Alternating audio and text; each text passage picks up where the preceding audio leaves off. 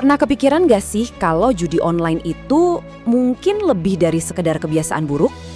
Kali ini kita bakal bedah sebuah argumen yang cukup tajam yang melihat judi online bukan sebagai kegagalan personal, tapi sebagai bagian dari sebuah sistem yang memang dirancang. Yuk kita gali lebih dalam. Oke, kita mulai dari sini ya. Pembahasan kita dibuka dengan kalimat yang mengejutkan banget. Separuh otaknya telah dimakan anjing.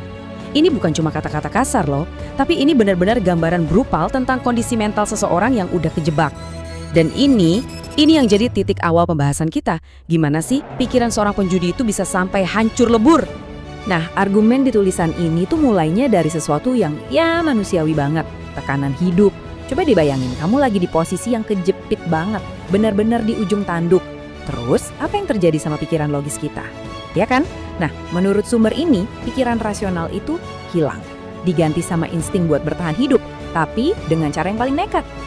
Di sini nih, kita lihat perbedaannya yang tajam banget. Kalau hidup biasa kan, perjuangan itu bikin kita kuat ya kan?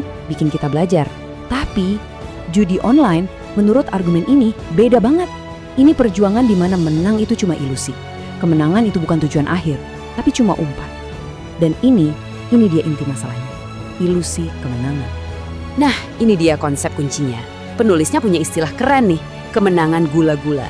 Jadi kemenangan kecil yang kamu dapat itu bukan hoki, sama sekali bukan. Itu tuh umpan manis yang sengaja dirancang biar kamu main terus, berharap terus, dan ujung-ujungnya makin dalam terjerumusnya. Nah, di sini kita bisa lihat siklusnya dengan jelas banget.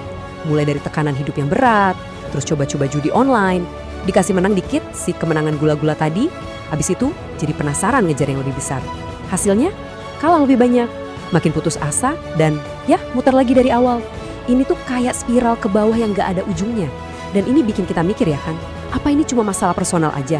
Atau jangan-jangan ada yang lebih besar di baliknya? Oke, sekarang kita coba geser sudut pandangnya ya. Kita zoom out dari masalah pribadi satu orang ke sistem yang lebih gede. Pertanyaannya jadi gini, ini tuh cuma soal apes aja? Atau memang ada yang mendesain ini semua? Dan ini dia argumen utamanya. Menurut tulisan ini, judi online itu bukan kecelakaan, bukan bug, tapi sebuah fitur, semacam pintu darurat palsu yang sengaja disiapin sama sebuah sistem yang bobrok. Tujuannya buat jadi pelampiasan orang-orang yang udah putus asa. Jadi inti pentingnya tuh di sini. Menurut argumen ini, kehancuran orang per orang, bahkan sampai keluarga, itu kayak dibiarin aja. Loh kok bisa?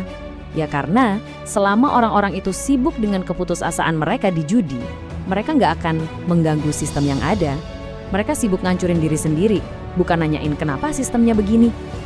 Bahkan istilah yang dipakai lebih jauh lagi, katup pengaman sosial. Coba bayangin panci presto deh, tekanannya naik terus kan? Nah, judi online di sini itu kayak katupnya, buat ngeluarin tekanan itu dikit-dikit, biar pancinya nggak meledok jadi kerusuhan sosial atau semacamnya. Jadi ini cuma ngurusin gejalanya, bukan penyakitnya. Dan penyakitnya apa? Menurut penulisnya, mesin keserakahan itu sendiri. Oke, sekarang kita bedah mesin di baliknya. Argumennya gini, ilusi buat jadi kaya, mimpi dapat duit banyak dalam sekejap, itu bahan bakarnya. Bahan bakar yang bikin sistem eksploitatif ini jalan terus. Mimpi inilah yang bikin orang-orang tetap lari di tempat, kayak hamster di rodanya, gak sadar mereka gak kemana-mana. Nah, ini dia rangkumannya. Inti dari sistem yang dikritik ini apa sih? Ya ini, keserakahan yang gak ada habisnya, eksploitasi keringat orang lain, penjarahan sumber daya alam, sampai manusia pun dianggap barang dagangan. Gila kan? Pertanyaan besarnya, kok bisa sistem kayak gini awet? Jawabannya, menurut sumber ini, adalah karena ada usaha sengaja untuk memelihara kebodohan. Dan sampailah kita di pertanyaan paling puncak. Kalau emang sistem ini sebusuk itu, kenapa dibiarin aja? Kenapa malah makin besar? Nah, jawabannya, menurut penulis, ada di hubungan antara kekuasaan dan pengetahuan. Penulisnya pakai metafora yang kuat banget di sini. Dia bilang, sistem ini punya virusnya sendiri buat ngejaga diri.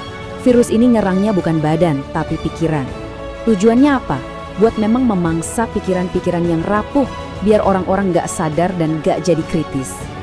Dan disinilah pertarungan finalnya. Di satu sisi ada pencerahan, yang dianggap sebagai ancaman bagi sistem.